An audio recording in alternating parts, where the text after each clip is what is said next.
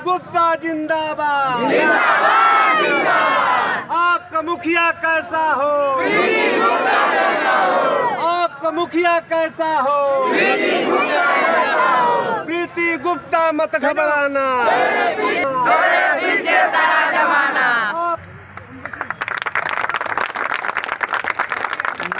बाबा साहब अमर रहे, बाबा साहब अमर रहे, बाबा साहब अमर रहे।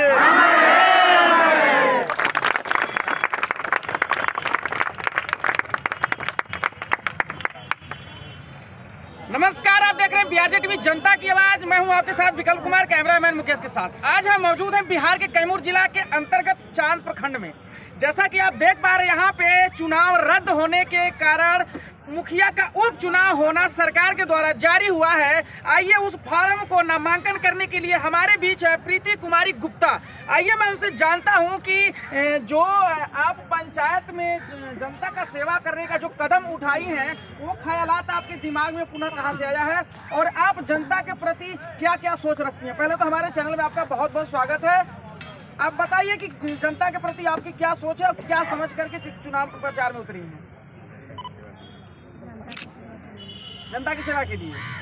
जैसे कि बहुत सारे प्रॉब्लम्स हैं आपके पंचायत पाड़ी में। मैंने देखा है रिपोर्टिंग के दौरान अलीपुर और मैं 2-3 नाम का बमनियाओं पाड़ी में गली में पानी लगा हुआ है, अलीपुर मेन रोड में पानी लगा हुआ है। वहाँ की औरतें साड़ी उठा के हेल करके जाती हैं। यदि आप उनके प्रति क्या सोच रखती हैं कि आप चुनाव में अगर उतरी हैं तो उनको क्या वरीयता मिलना चाहिए? थोड़ा तेज बोलिए।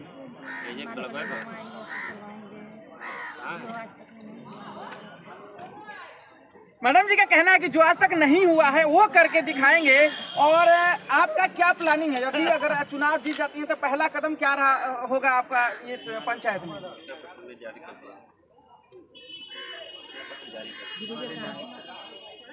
आपने अपना घोषणा पत्र जारी कर दिया है, क्या क्या उसमें करना है?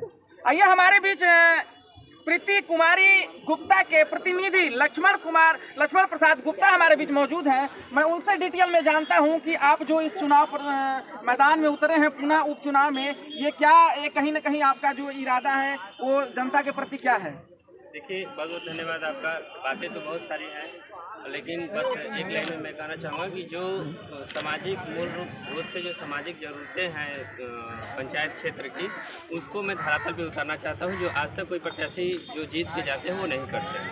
वो अपने जहाँ फ़ायदा होता है बस वहीं काम करते हैं, लेकिन जो मूल रूप से जो लोगों को ज़रूरतें होती हैं जो उनको लाइफ टाइम तक दे सकते हैं, जैसे कि एक वृद्धा पेंशन हुआ तो 60 वर्ष के बाद जब अगर वृद्धा पेंशन उनका बन जाता है तो वो जब तक जिंदा रहेंगे तब तक उनको काम में आएगा। लेकिन कोई भी प्रत्याशी जीतने के बाद ये काम नहीं करता है, वो सीधे गली गली पे काम करता है, उसमें पैसा कमाता है और बात खत्म हो जाता है।